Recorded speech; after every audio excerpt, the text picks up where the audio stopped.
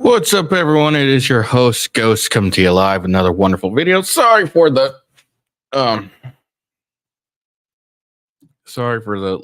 late start. I had to get everything together, and normal how it is. Having trouble getting down here and everything. Getting old. It's cold down here.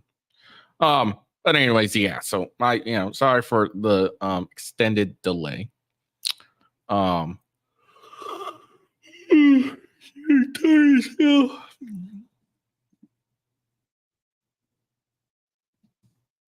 Anyways, so we got a decent show for you today. Daniel Perry has had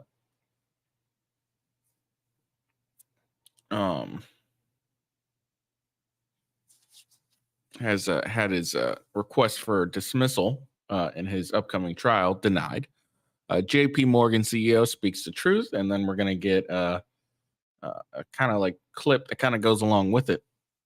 Well, after he speaks the truth, and then Karen Jean-Pierre speaks lies, saying one thing the president does not do is insult voters.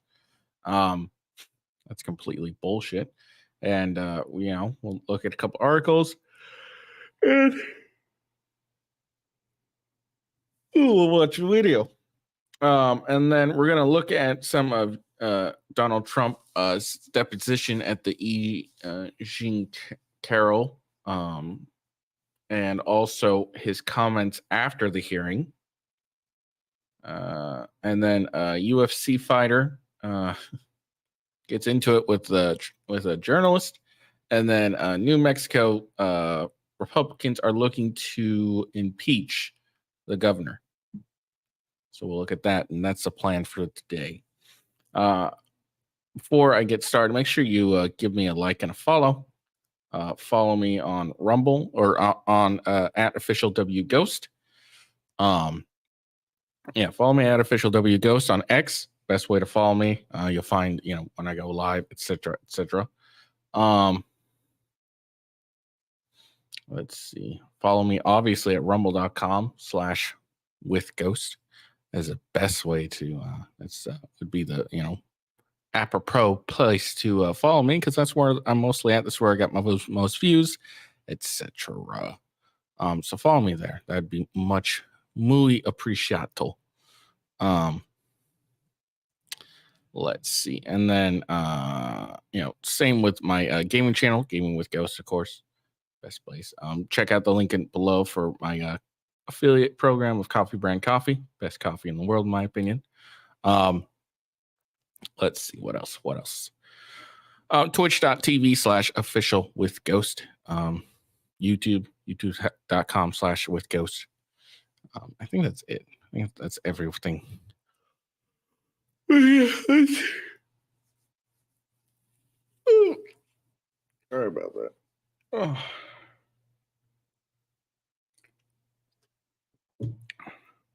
All right, so let's do this. So let's get into it today. All right, let's get into it. All right, so for those who don't remember, there was this man, Jordan Neely, was killed after receiving a chokehold by Marine or former Marine, I think, Daniel Penny. And of course, Daniel Penny is, just to give you a little background before we get into the dismissal, but Daniel Penny is white. And as you can see, Jordan Neely is black. So clearly this is a race thing, right? That's how it's been, pretty much reported. It's a race thing. It's just because Daniel Penny was black. It's the only reason this happened was because he was black. There was no other reason why this would happen at all. Just because he was black. Just because he was black. So let's go into the history of Jordan Neely. The CNN article, extremely biased article. We'll look into it. Jordan Neely, the homeless street artist who was the victim of a fatal chokehold on a New York subway, was remembered at his funeral Friday as a well-known and loved performer. I don't think that's accurate. Neely, 30, known for his Michael Jackson impression, was restrained in a chokehold May 1st on a Manhattan subway by another rider, Daniel Penny. After Neely began to shout that he was hungry, thirsty, and had little to live for, Penny, a 24-year-old U.S. Marine veteran,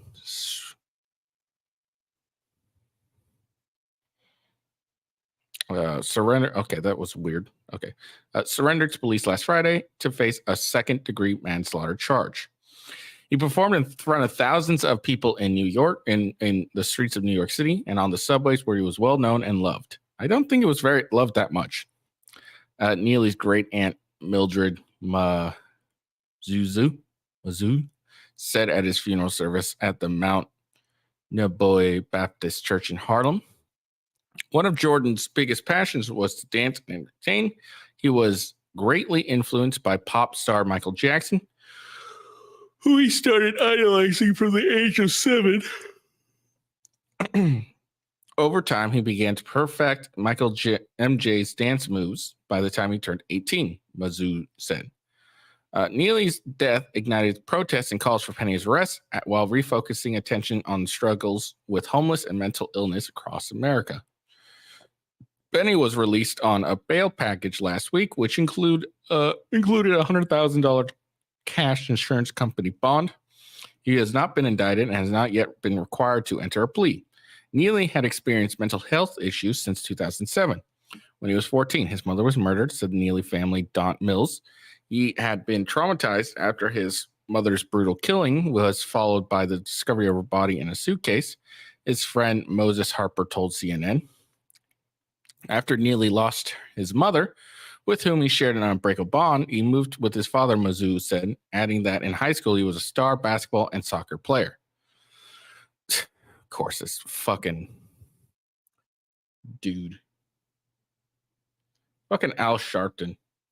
This guy's like a leech. That's all he is. Reverend Al Sharpton. All he is a leech. He just goes. He finds black people that have been wronged and decides to put his name attached to them. It's ridiculous. The guy's just a fucking leech. Like if he didn't have any, like if no black families ever was like, oh yeah, come on, Reverend Al Sharpton, come and speak for us. This guy would have no money. That's all he does. He's just a leech. Is all he is. Delivered a eulogy at Neely's funeral. Said the street artist wasn't trying to be something negative. He wanted to be like Michael and made the world smile and get on one boat. Sharpton did not directly address Penny on Friday, but said the city should hold him accountable. You didn't have the right to snatch the life out of this young man. Sharpton promised that in Neely's name, he would work to charge the circumstance of those experiencing homelessness and those battling with mental health issues by providing city services. Before his death, Neely had been on an New York City Department of Homeless Services list of the city's homeless with acute needs, something referred to internally as a top 50 list, because individuals on the list tend to disappear, a source told CNN. In the name of Jordan, we're going to turn the city around to serve the homeless, said Sharpton. You know, he says that, and now instead of serving the homeless, y'all are serving the illegal immigrants. We can't live in a city where you can choke me to death with no provocation, no weapon, no threat, and you go home and sleep in your bed while my family got to put me in a cemetery. It must be equal justice under the law. Well, that's not accurate. There was provocation. There was threats.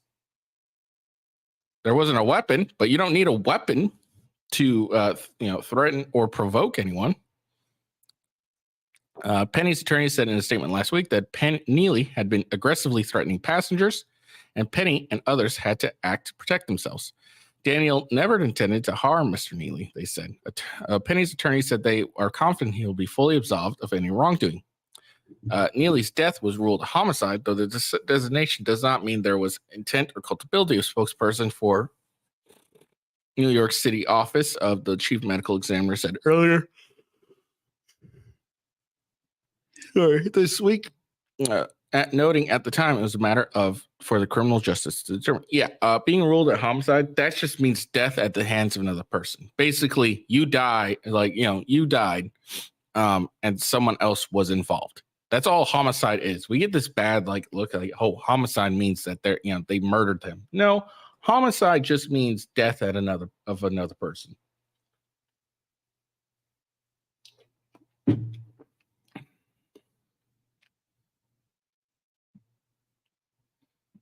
All right. So before we get into his dismissal even more, we're going to check out the New York Post.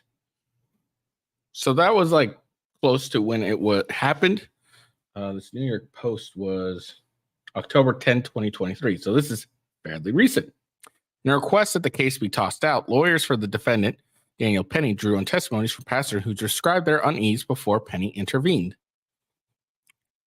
One pastor believed he was going to die as Jordan Neely approached him. Another heard Neely said, "I want to go to prison," and she shielded herself with her son's stroller as Mr. Neely made half lunges movements at others. A third heard him say, "Someone's going to die today." Look at that. So Mr. Sharpton, no threats, no provocation. None of this here are threats or provocations at all. A new court filing that seeks to dismiss the case against Daniel Penny, the man who killed Mr. Neely in a subway car in May, draws on the grand jury testimony of subway passengers to make the case that Mr. Penny was defending others when he placed Mr. Neely, who was homeless and had a history of mental illness, in a chokehold. In June, the grand jury voted to indict Mr. Penny on charges of manslaughter and criminally negligent homicide, to which he pled not guilty. Good. Monday's defense filing offers more witnesses' testimony about what happened in the F train car than any previous accounting. Though naturally, it presents the best view of the case for Mr. Penny, of course. The case has been politically volatile, involving issues that have polarized New Yorkers, violent incidents on the subway, and the vulnerability of homeless and mentally ill people struggling through the crisis of affordability in an unequal city. It also understood through the premise of race relations, Mr. Neely was black and Mr. Penny is white. Let's be honest, if the roles were reversed and Neely was white and Penny was black, guy wouldn't be being prosecuted at all. At a trial, prosecutors would have to prove that Mr. Penny used deadly force without having reasonably believed that Mr. Neely was about to do the same.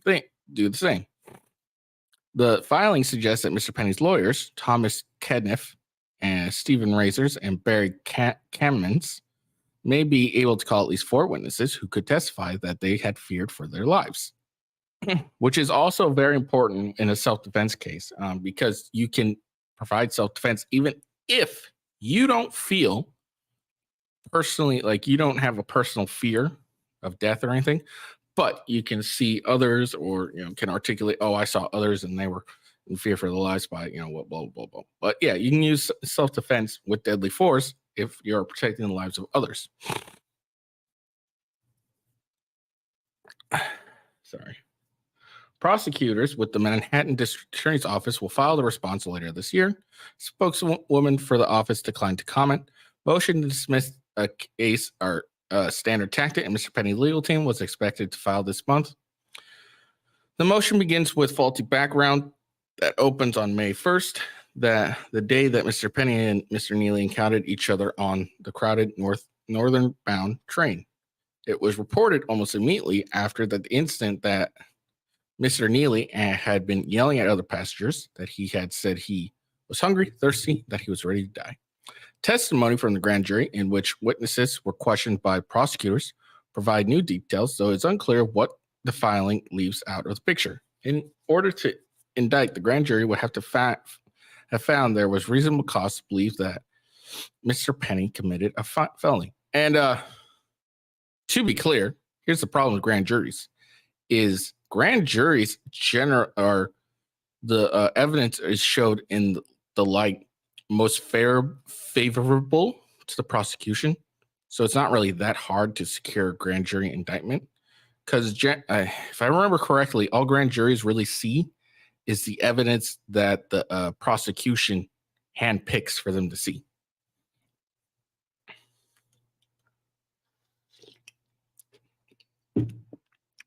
So, grand jury indictments don't really mean shit because, it's very hard not to get a grand jury indictment. I want to repeat that. It's very hard not to get one. I think it's fairly rare for a grand jury not to indict. I mean, let's show this, one very obvious. Kyle Rittenhouse had a grand jury indict him, and his evidence was staggering obvious that it was a clear case of self-defense, and he still got indicted. So it's, I'm pretty sure, right?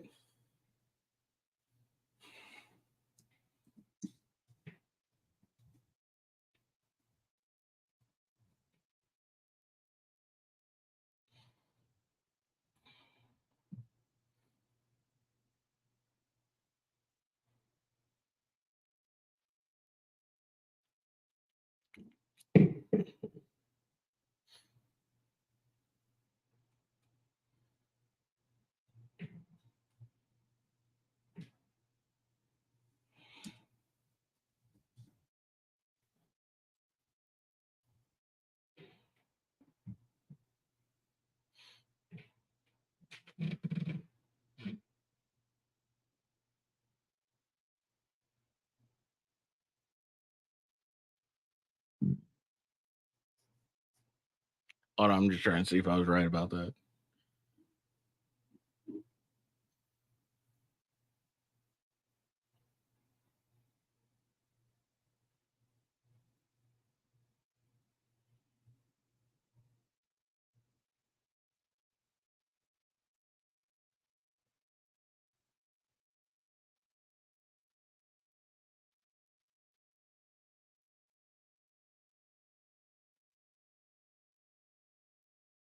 I can't really see if Rittenhouse was indicted by a grand jury. I think he was, but I can't find the evidence. So you don't want to believe me. That's fine. All right, let's move on. But anyway, it doesn't change the fact that grand jury indictments almost always happen.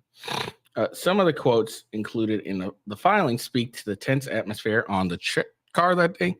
One witness, a daily passenger, told the jurors, "I have encountered many things, but nothing that put fear into me like that." Another said that once Mr. Penny confronted Mr. Neely, their movements on the ground really looked like a struggle, adding that it looked as though Mr. Penny had control of the situation.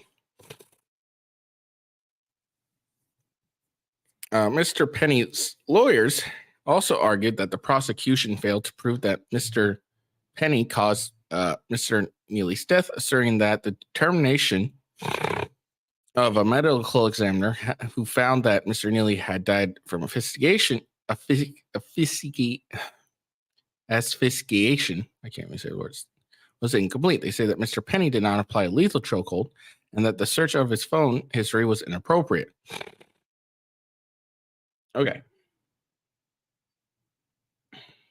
So there we go. So we've gotten some background. Clear, obviously the guy wasn't mentally well, and he was threatening people apparently. So let's get into the dismissal denial. Judge denies Daniel Perry's request to dismiss. And look, let's be honest. This is a typical white on black crime. Okay. They're not going to dismiss one of these ever. Like, if there's any hope of any dismissal, then you're a moron.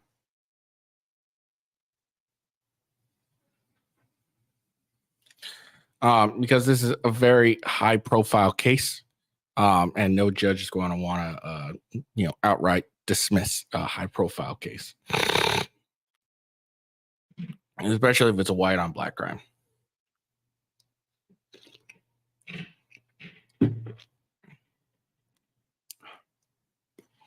So this isn't surprising. So let's get into it. The Marine veteran pled not guilty in June to second-degree manslaughter and criminal negligence homicide in the May 1st death of Neely, a black subway rider. New York City judge on Wednesday declined to dismiss the case against Daniel Penny, the Marine veteran who placed a black subway rider, Jordan Neely, in a fatal chokehold last year.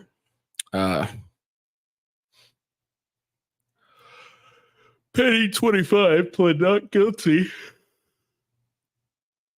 after a grand jury indicted him on charges of second-degree manslaughter and criminal negligence homicide in the May 1st death of Neely, 30, a known subway busker who performed the dance routines in costumes with Michael Jackson.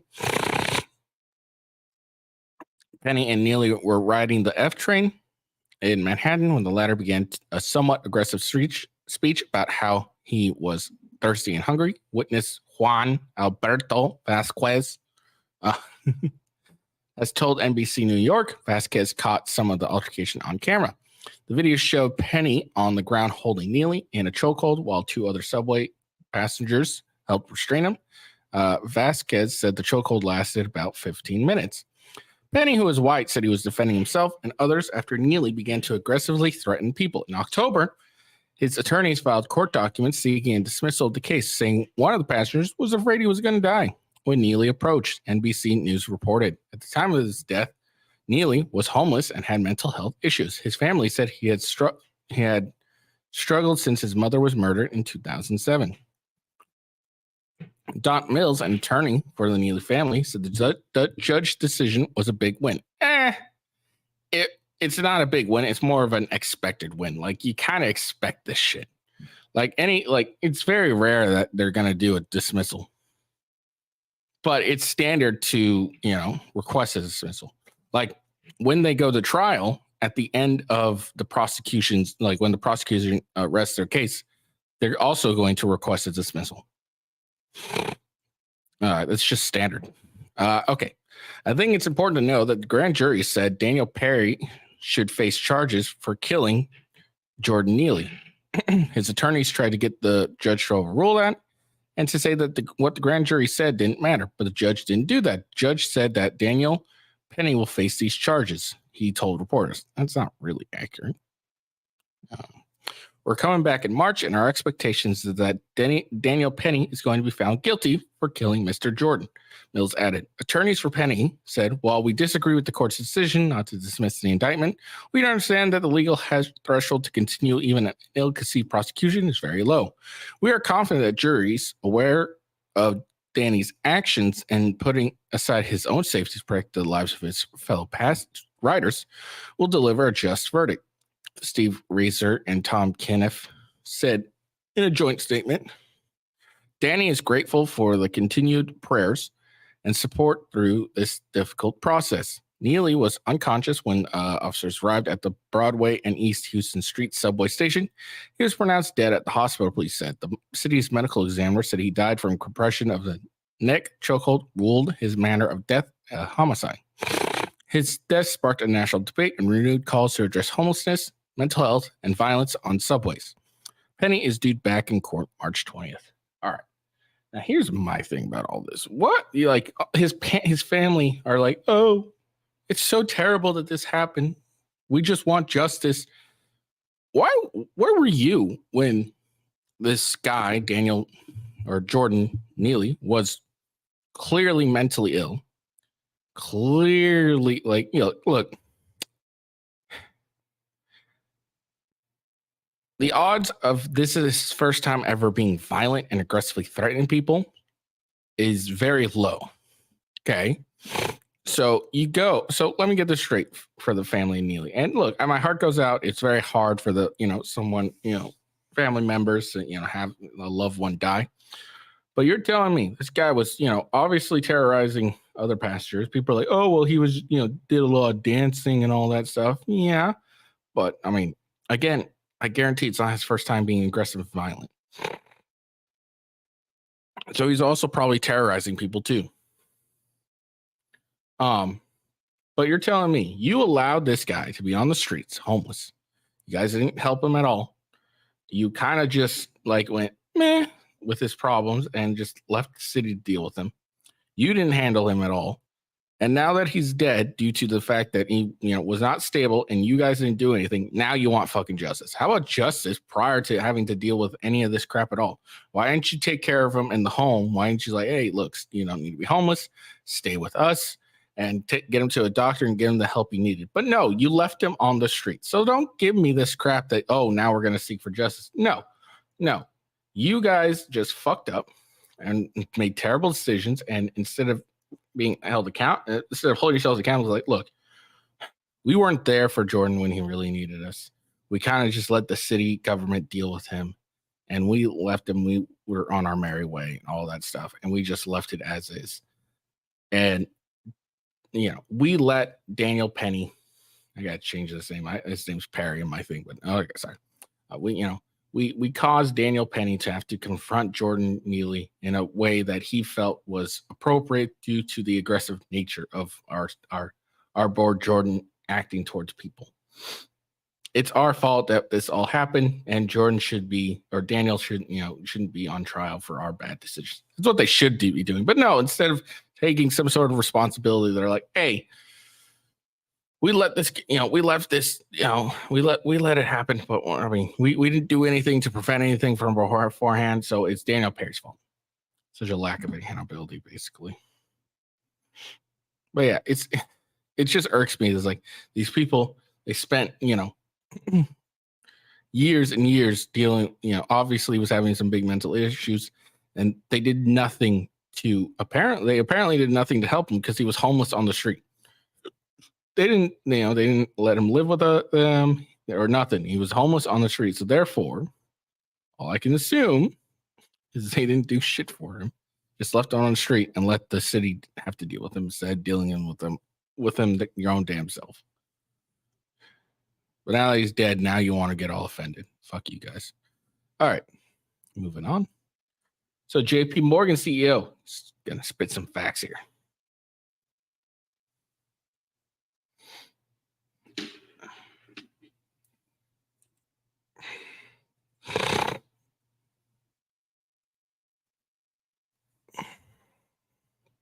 How do you see the U.S. economy playing itself out over the next 12 months? This is an election year. We've been talking a lot about what just took place in Iowa and trying to understand how the American public is going to feel about the economy may ultimately dictate how the president is decided. Yes, I agree with that. I think it's a mistake to assume that everything's hunky-dory. And, and when stock markets are up, it's kind of like this little drug we all feel. Like, it's just great, But remember, we've had so much fiscal and monetary stimulation. So I'm a little more on the cautious side that we are facing a lot of things in 24 or 25. And we mentioned Ukraine, the terrorist activity in Israel, the Red Sea, quantitative tightening, which I still question if we understand exactly how that works. I don't think we do. How QE actually worked, what the effect of negative, zero rates was for all this time. And obviously the politics. And and then the Ukrainian war is affecting oil, gas, food, migration.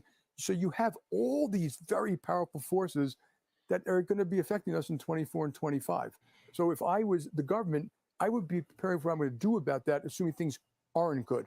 And I just also want to point out, I wish the Democrats would think a little more carefully when they talk about MAGA, and if you travel this country, and the country's unbelievable. We took our bus trip this year, and Leslie Picker was on Spokane and Boise and Bozeman. People are growing. They're hungry to grow. They're innovating. It's everywhere. It's not just Silicon Valley. So we've got this great hand. But when people say MAGA, they're actually looking at people voting for Trump, and they think they're voting, and they're basically scapegoating them that you are like him. But I don't think they're voting for Trump because of his family values. Now, if you look, just take a step back, be honest. He was kind of right about NATO, kind of right about immigration. Mm-hmm. He grew the economy quite well. China virus. Tax reform worked. Yeah. He was right about some of China. I don't like what he did. No, I said China virus. Yeah, I understand. He may have been right. And I don't like how he said things about Mexico. I don't like, but he wasn't wrong about some of these critical issues. And that's why they're voting for him. And I think people should be a little more respectful of our fellow citizens. And when you guys have people up here, you should always ask the why. not like it's a binary thing. You're supporting Trump, you're not supporting Trump. Why are you It's hard supporting to hate Trump? 75 million of your fellow Americans. And I agree. it's done quite a bit. And, you know, the Democrats have done a pretty good job with the deplorables, Right. hugging onto their Bibles and their beer and their guns. I mean, really, like, could we just stop that stuff and actually grow up and treat other people with respect and listen to them a little bit? And I do think the economy will affect. And I think this negative talk about MAGA is going to hurt Biden's election campaign. All right, so let's look at. So there you go. So that's J.P. Morgan. Yeah, he's fairly accurate.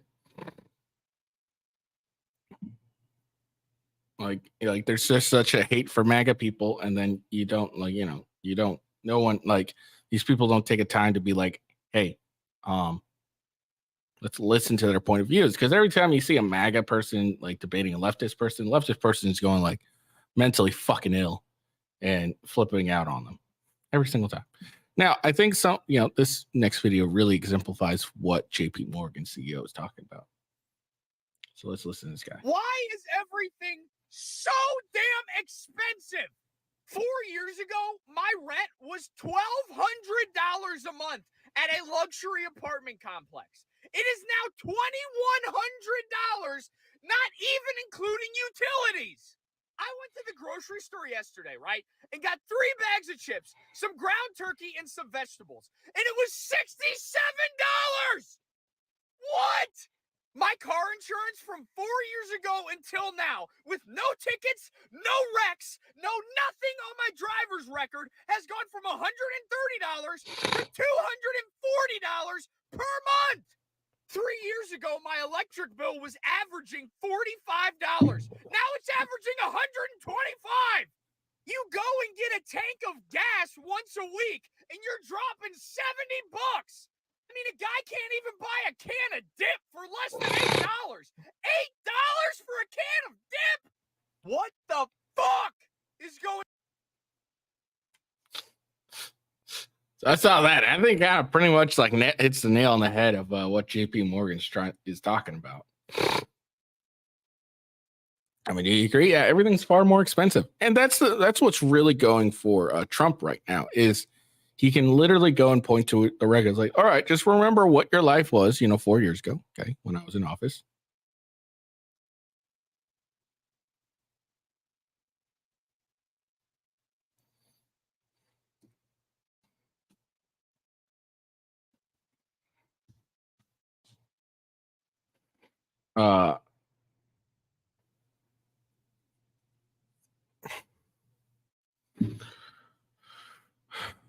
Yeah, but a lot of Trump. A good thing about Trump's like, just remember how your life was 4 years ago,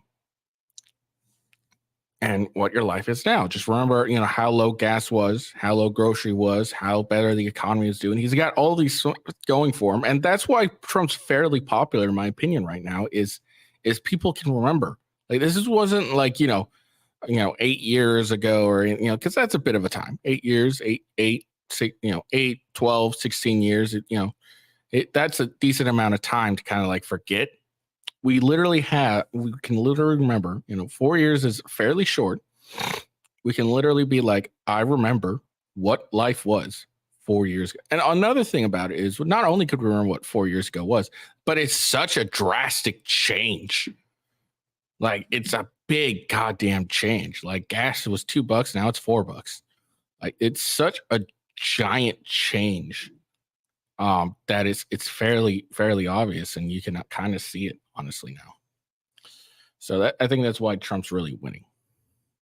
That's why he's so ahead of everyone. All right, let's check this out. Let's listen to Jean-Pierre lie. One thing that the president does not do is insult voters or American people. One thing that the president does not do is insult voters or American people. Okay. All right. So apparently Biden doesn't insult voters or people. I have a clip here. Why don't we see what he says? And I know more than most people now. And I can get things done. That's why I'm running. And you want to check my shape on, let's do push-ups together, man. Let's run. Let's do whatever you want to do. Okay. First off, before I even get listen to the rest of this, don't be challenging someone to a run when you fell off fell down while standing with a bike. You were literally standing on a bike and fell. Like, I don't mean standing on a bike, but you like stopped while you're sitting on a bike and fell with your feet on the ground. Okay? That's just ridiculous. All right, listen.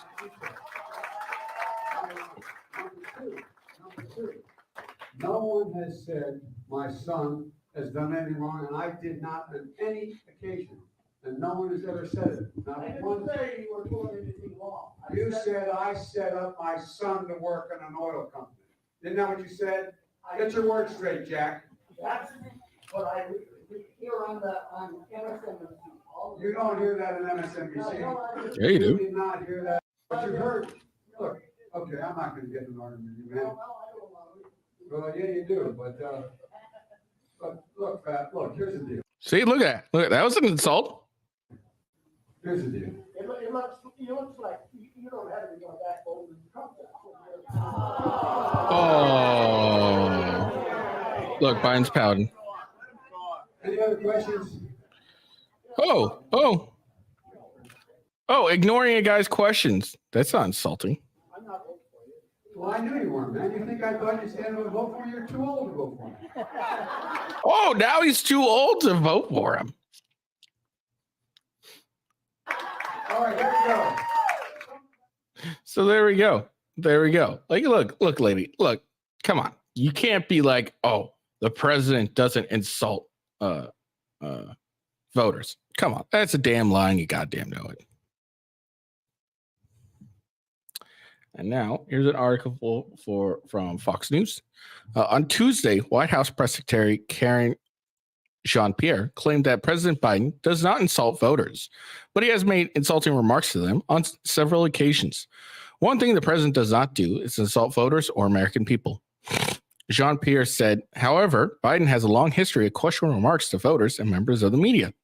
In December 2019, as Biden was campaigning for president, he appeared at an Iowa town hall and derided a voter in a tense exchange.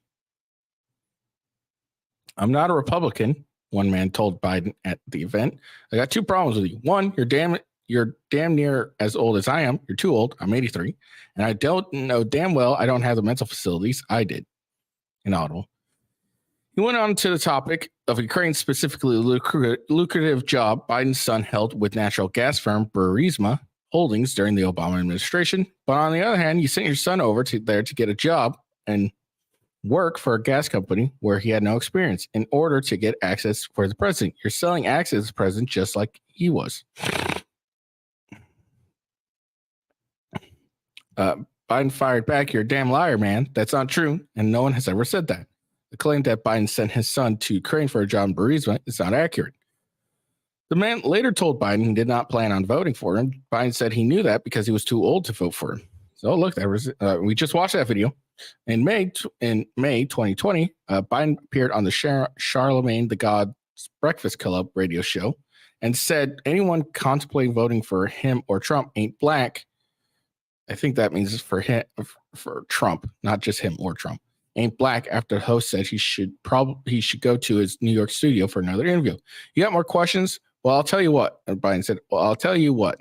If you got a problem in figuring out whether you're for me or Trump, then you ain't black. That's a very famous one.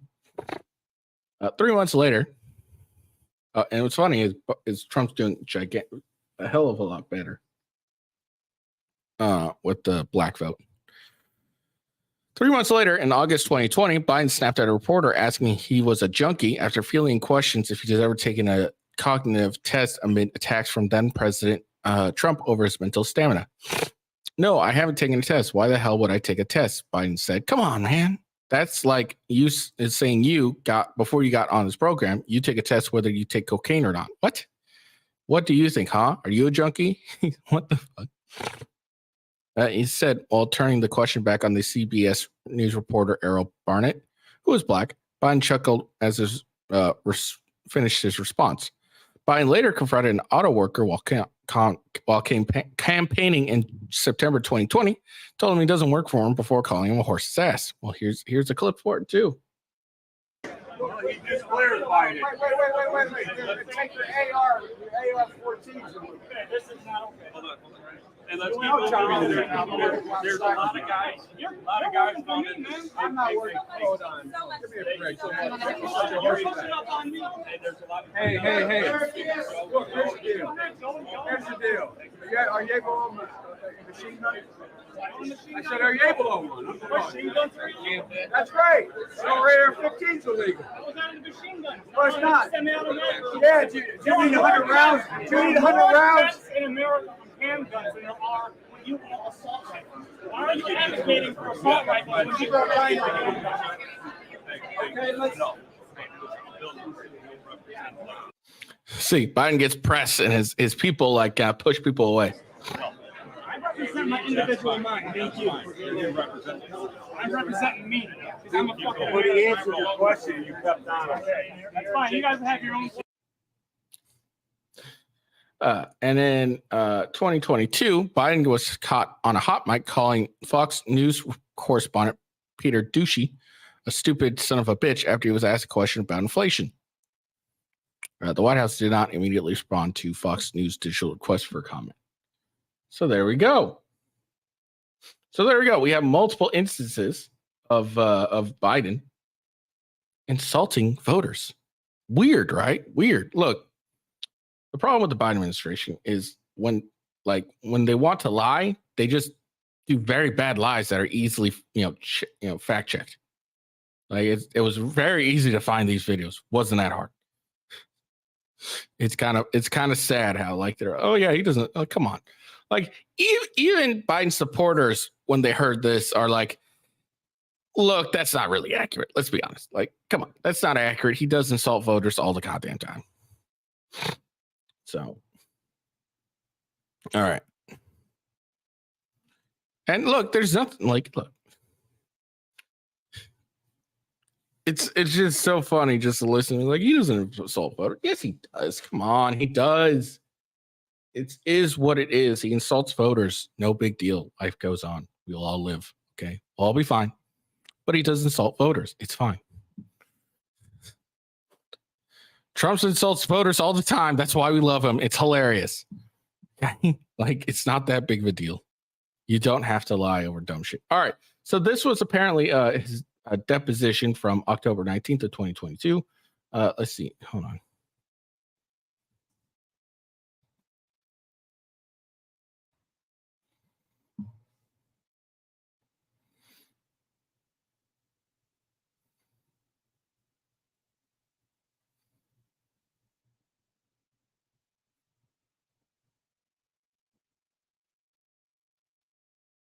Okay, so the Jean Carl defamation thing, this was because we got, I think he's going back again. I think this now he's dealing with damages. Because he won. Oh, okay, no, there's a second one trial beginning now. Hold on, what's this one?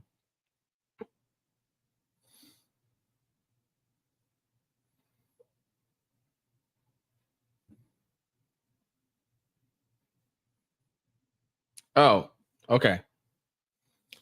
So this is so this was from his previous deposition. We're just going to watch that because it looks very funny.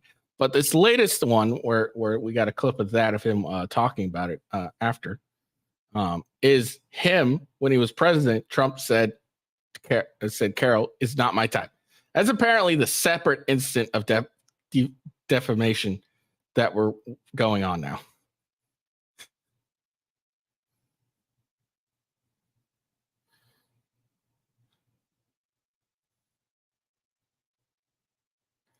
Yeah, so this was original.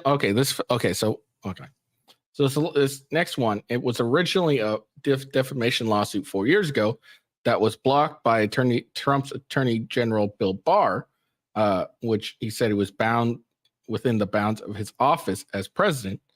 And then Biden's administration's Justice Department reversed its decision that Trump had, because Trump has civil immunity within his bounds of office as president. And yeah, so that's what this one is. Okay. Because I kept hearing this Jean Carroll. I was like, didn't he already lost his lawsuit against her? Okay, there we go. All right, so let's listen to Trump and his deposition from 2022. When you said in that video that Ms. Leeds would not be your first choice, you were referring to her physical looks, correct? Just the overall, not, I look at her, I see her, I hear what she says, whatever. You wouldn't be a choice of mine either, to be honest with you. I hope you're not insulted. I would not, under any circumstances, have any interest in you.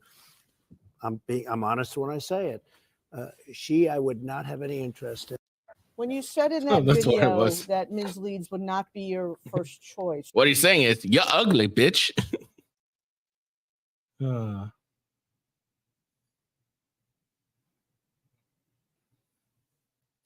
then so this video is just a tag of apparently I guess the judge threatened. I'm guessing this is for the current one going on. Judge threatens to kick Donald Trump out of courtroom during E. Jean Carroll's defamation trial against him in New York. The Trump reportedly taunted the judge in response by saying, "I would love it." He absolutely would. I'd give him more press. What are you talking about? Mr. Trump has the right to be president here. That right can be forfeited, and it can be forfeited if he's disruptive, which has been reported to be consist of. And if he disregards court orders, Mr. Trump, I hope I don't have to consider excluding you from the trial. Throw his hands up. I understand you're probably eager for me to do that. I would love to. Love it. Of course he would. Do it. Kick Trump out of this trial. This would be hilarious. All right. So let's see what he has to say after the hearing. Hello back there. How are you?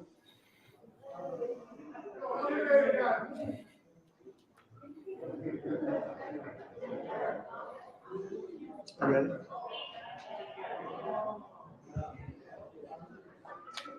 Thank you very much. I appreciate it. I'll stand a little bit closer. Do you need that closer?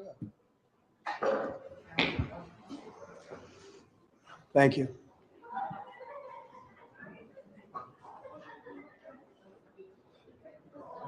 See you. Whenever you're ready.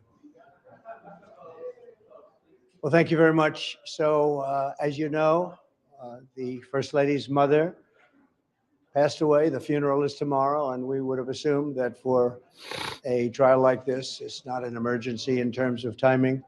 The judge would have been very nice and would let me go because I want to be at every trial day. Because I saw what happened in the first one where I was asked not to go by the lawyers very much. They said, it's demeaning. There was no evidence. There was no anything. And so I didn't go. And I understood exactly what he meant when he said it was demeaning. There was no reason to go and you shouldn't go. And I decided on this one, same judge. He's a radical Trump hater. And I said, I will go to all days. So what happened very terribly is we asked to just delay the trial for one day so I could go to the funeral tomorrow and then we could start Friday or Monday or any time they want. And he said, absolutely not. The trial will go on just as it is. You can go to the funeral or you can go to the trial, but you can't do both. I thought it was terrible. So he would rather have me miss the funeral or go to the funeral and miss the trial. And that's a nasty man. He's a nasty judge. He's a Trump-hating guy. And it's obvious to everybody in the court. It's a disgrace, frankly, what's happening. It's a disgrace. Happens to be a Clinton appointment, but I'm sure that has nothing to do with it. So that's as to that. Second order of business, I'm leaving right now for New Hampshire. We're making a big speech up in New Hampshire. We just got a poll in that shows me leading by a lot. And I think we'll do there, maybe similar to what we did in Iowa. The difference is that in New Hampshire, they allow Democrats to vote for whatever reason in the Republican primary. And they also let independents vote in the Republican primary. So that is a big difference. But we have a nice journey. It's going to take place in about 5 minutes when I'm finished with you people. I'll be leaving for New Hampshire, in other words, right after this. And then as to the trial today, it was a very interesting day. As you probably noticed, it's a big story that the witness today, a person I never knew, I never had anything to do with. It's a totally rigged deal. This whole thing is rigged, election interference. But this is a person I have no idea until this happened, obviously. I have no idea who she was, and nor could I care less. It's a rigged deal. It's a made up, fabricated story. Well, they found out today that she got rid of a lot of evidence, as you probably noticed. She got rid of massive amounts of evidence. And in addition to that, she had a rifle or a gun because she said she bought gun bullets or rifle bullets. And it was the opposite, I guess, of her gun. And was it licensed? No, it wasn't licensed. So I guess she's got a difficult problem. That's going to be her problem. But she has a gun or a rifle. She didn't really explain which. She might have both because she said she bought rifle bullets. So, and it's totally unlicensed. So I assume that's a problem. But the judge was protecting her. He didn't want to go there. We don't want to go there. We don't want to. If that were me, it would be a different story. But with her, the judge is totally protective of them. And frankly, anybody in that court would see it. Frankly, it's a disgrace. That's probably one of the reasons our country is going to hell. So the big take today was that she deleted and destroyed massive amounts of evidence. And we think that both trials should be thrown out because it's ridiculous. They should be thrown out. And I frankly am the one that suffered damages. I should be given money, given damages. And that's where that is. And with that being said, I'm heading out to New Hampshire. Thank you very much for being back there. Thank you. Thank you very much, everybody. Nice to see you, Paul. Well, that's wild. Apparently, the witness threw out a bunch of evidence. That's wild, and something to do with bringing bullets. Okay, that's weird. Yeah, that's wild as hell. We'll just have to see what happens. Probably not. You'll probably get found, defaming her. Like, let's be honest, it's just ridiculous. And just a heads up, I'm looking at the lead reporting. Take this how it is. 14 hours ago, they announced former President Trump up 16% in left-leaning New Hampshire, according to new poll. So take that as you will.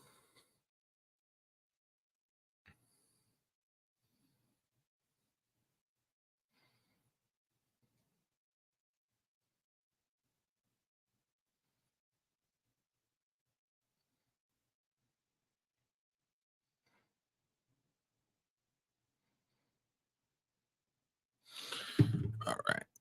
So now so it's crazy. We have a sitting president being indicted over this crap. It's kind of ridiculous, but what can you do, honestly?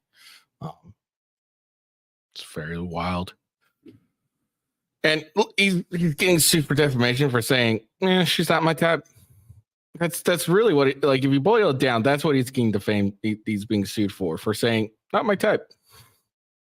Like, it's kind of wild. You can actually sue someone over saying, yeah, I wouldn't hit you that. Like, you're not my type. You're very unattractive to me.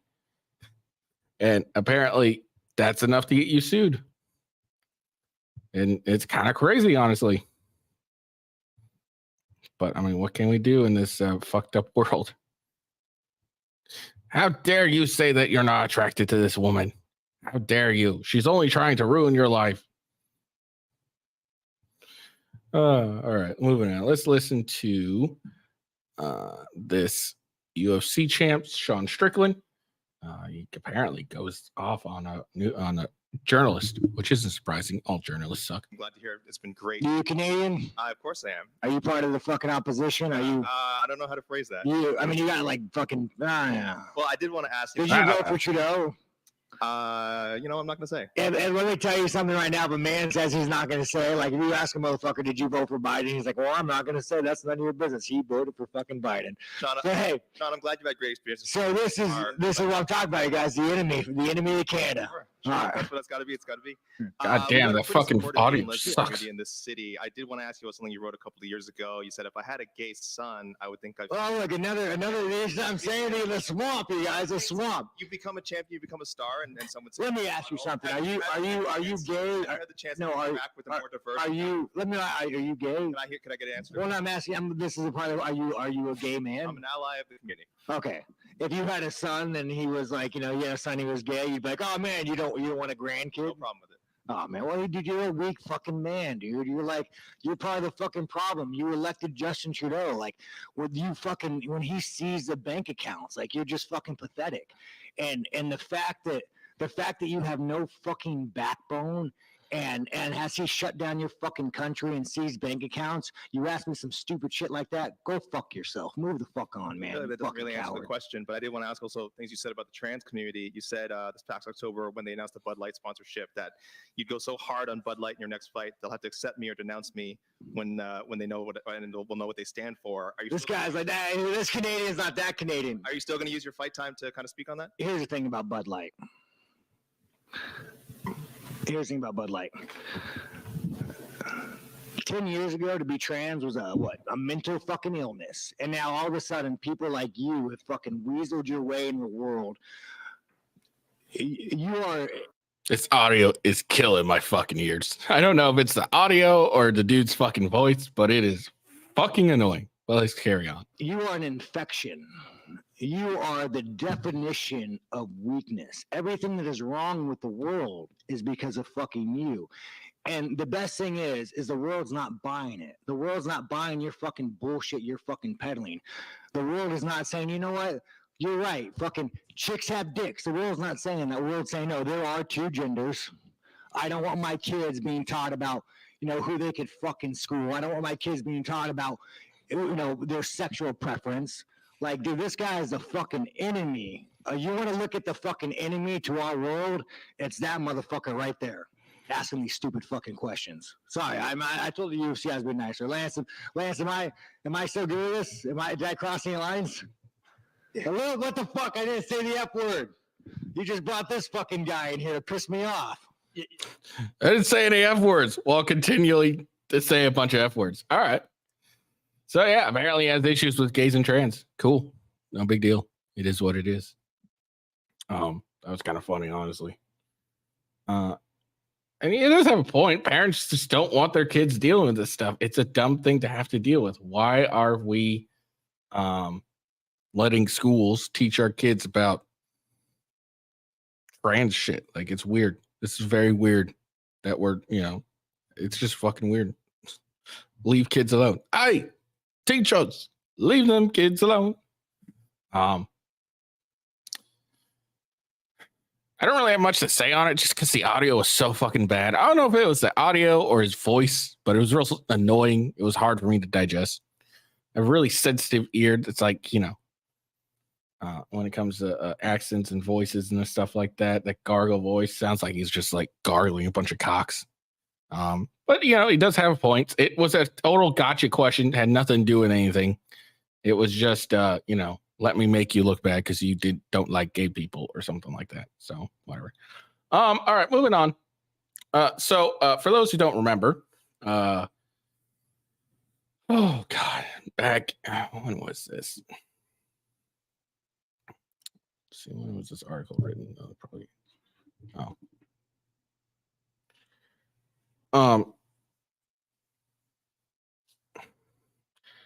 The governor of New Mexico decided to make a large, the largest, most comprehensive public safety package, as she calls it.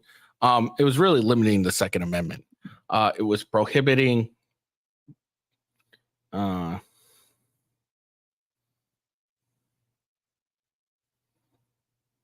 And this was wait, hold on. Is this what happened? That wasn't all up. Hold on.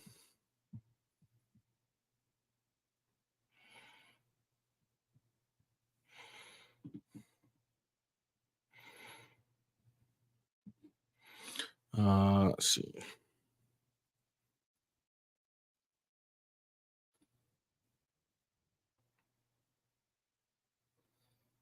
All right, yeah, this was back in September. There we go.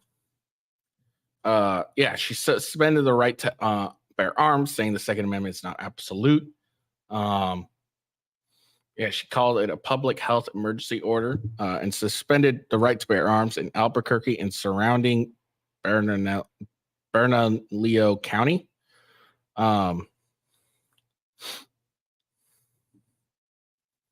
Yeah, it basically prevented concealed or open carry of firearms on public property. You could carry it as free, or you can carry a firearm on private property and transport them in a lockbox. So she wanted them to transport firearms in a lockbox. Oh no, that's at work. Never mind. But yeah, this came in response to a 13-year-old, the death of a 13-year-old girl, 5-year-old girl, and an 11-year-old. Oh yeah, no, it came in response to the death of an 11-year-old boy in September. But yeah, that's basically what it was. She basically banned the right to carry arms in a large part of New Mexico. Anyways, she is facing articles of impeachment. Not really facing, but 2 Republicans have filed articles of impeachment against her, which rightfully so. 2 Republican lawmakers are launching an attack on Democratic Governor Michelle Lujan Grisham, Representative Stephanie Lord, and John Block say they are filing articles of impeachment to remove the governor from office. The lawmakers announced a plan in September of 2023. They began calling for impeachment after the governor announced a controversial public health order intended to cut down crime. I bet it didn't even cut down crime even a little bit. I'm willing to bet that. Because every time they try to do any type of like gun control measure, it never does anything, really. It never helps, never does anything of importance. It just kind of is there. And that's how a lot of it goes. Let's see.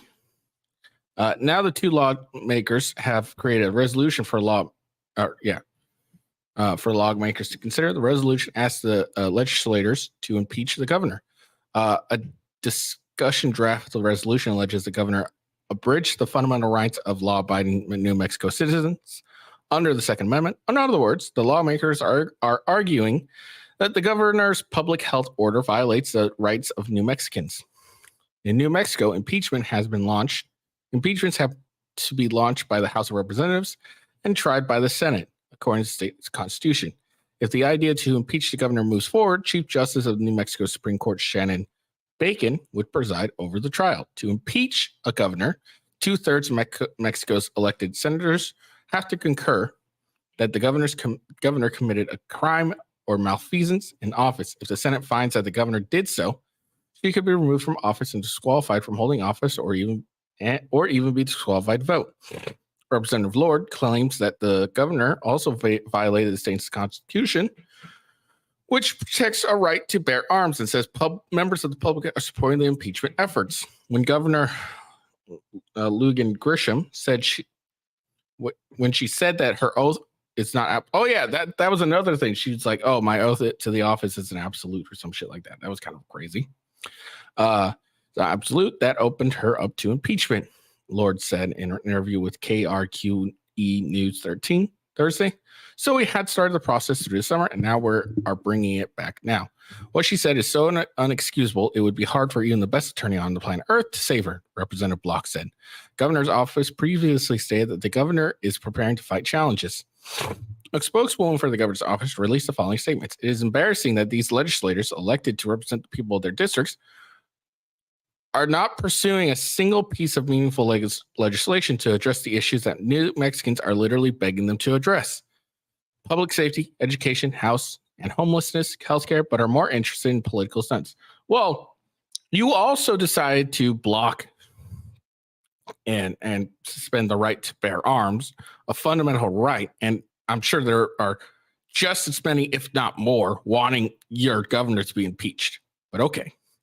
There's not much to say in direct response to this inane effort, but I will point out that this is coming from 2 legislators whose priorities include banning necrophilia, building a border between Mexico and New Mexico, castrating sex offenders, reinstate the death penalty, and raising quail without a permit. Wait, how is any of that a bad thing? So This is coming from 2 legislators whose other priorities include banning necrophilia, sex with dead people, if you didn't know. How is that a problem? How is that a bad thing, I guess? Building a border wall between Mexico and New Mexico. Again, how is that a problem? Castrating sex offenders. Depending on the level of sex offenders, because you can be a sex offender by going to a public children's park and peeing on a tree. So that really depends. If by sex offender they mean people that actually have committed like actual sex offending acts, rape, molestation, etc. I mean, is that a bad thing? Reinstating the death penalty, again, is that a bad thing? And raising quail without a permit is that a bad thing? So their snapback is like this. These are their other priorities besides this, and it's like, okay, but I mean, what's wrong with all those priorities? Like, I don't get it. Doesn't make any sense to me. But okay, but yeah, we'll keep up on the story and we'll see what they have to say. Interesting. All right, I hope you guys enjoyed the video. Make sure you like and give me a follow. Follow me on X again at officialwghost, rumble.com/withghost, as well as Gaming with Ghost, twitch.tv/officialwithghost, youtube.com/withghost. All my links are in the description, so check me out there. If you're watching this on YouTube, just give it a like and a follow, or like and subscribe. But also go to rumble.com and give me a like and a follow. I hope you all will have a good day. And we'll be back here later or tomorrow with another wonderful news. I hope you have a good day. Peace out. See you later.